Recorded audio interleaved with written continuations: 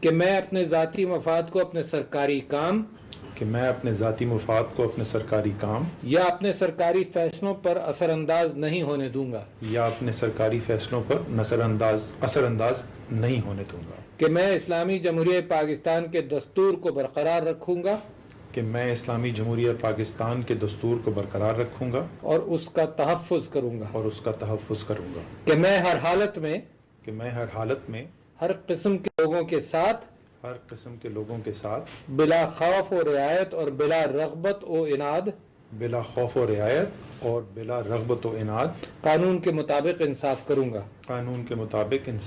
گا، اور یہ کہ میں کسی شخص کو بلا واسطہ یا بالواسطہ کسی ایسے معاملے کی نہ اطلاع دوں گا نہ اسے ظاہر کروں گا جو بحیثیت وفاقی وزیر میرے سامنے غور کے لیے پیش کیا جائے گا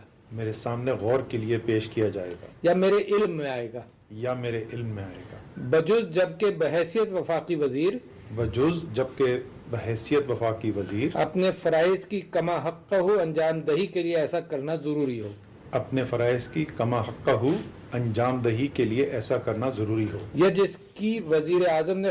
خاص طور پر اجازت دی ہو، اللہ تعالیٰ میری مدد اور رہنمائی فرمائے، آمین۔ اللہ تعالیٰ میری مدد اور رہنمائی فرمائے، آمین۔